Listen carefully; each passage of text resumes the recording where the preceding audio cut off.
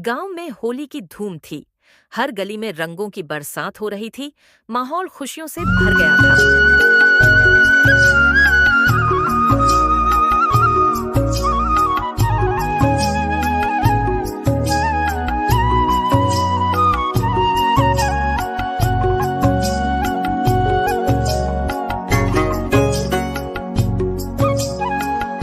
लेकिन इसी गांव में एक कोने पर रामलाल अपने छोटे से झोपड़ी के बाहर उदास बैठा था। वह एक गरीब मजदूर था जो रोज की कमाई से जैसे तैसे अपने परिवार का पेट पालता था। उसका 7 साल का बेटा छोटू उसके पास आया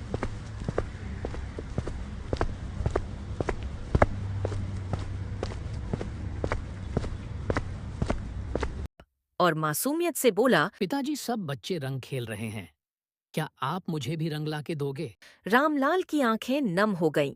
उसके पास रंग खरीदने के पैसे नहीं थे, न ही मिठाइयों के लिए आटा गुड़। उसने अपने बेटे को गोद में बिठाया और प्यार से समझाने लगा। लेकिन बेटा, मेरे पास कुछ नहीं है। मैं रंग कैसे लाके दूं? हम अगले साल होली खेलेंगे, तब तक मेरे पास पैसे हो जाएगा। छोटू उदास होके वहां से चला जाता है और रामलाल भी दुखी हो जाता है और काम ढूंढने जाता है ताकि वो और पैसे कमा के अपने बेटे के लिए रंग खरीद ले।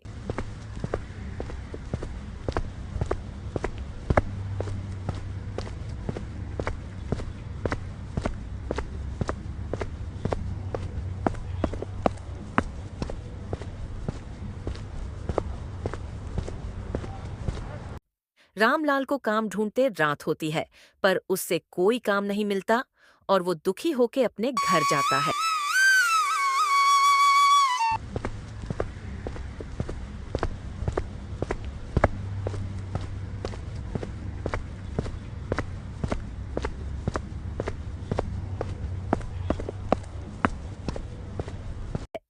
छोटू कहता है, पिताजी, आपको काम नहीं मिला। आप मेरे लिए परेशान मत होइए। हम होली नहीं खेलेंगे। लेकिन आप परेशान मत ये होइए। बेटा, मैं कोई ना कोई इंतजाम कर लूंगा और हम होली भी खेलेंगे। रामलाल सुबह फिर काम करने जाता है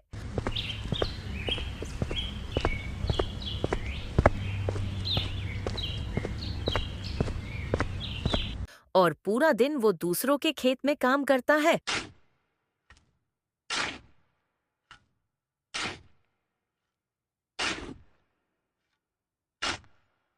और पैसे लेने खेत के मालिक के घर जाता है।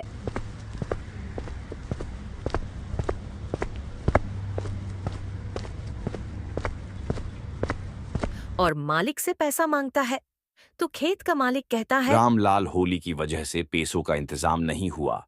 मैं तुम्हें कुछ दिन बाद पैसे दे दूंगा।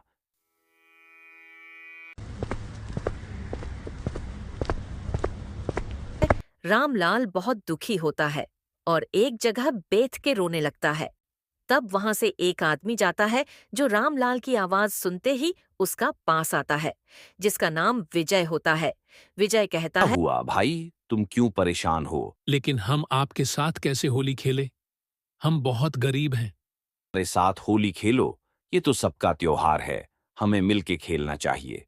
कोई बात नहीं भाई, हम सबको बनाने वाला भगवान तो एक है ना।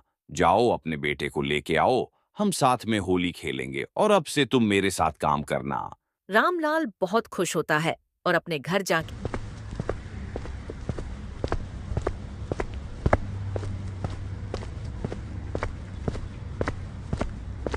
बेटा, होली खेलें।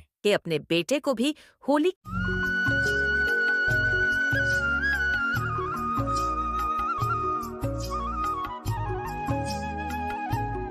खेलने के लिए ले जाता है और रामलाल, छोटू और विजय और उसका बेटा सब मिलके होली खेलते हैं और उनकी भी होली बाकी गांव वालों की तरह अच्छी हो जाती है।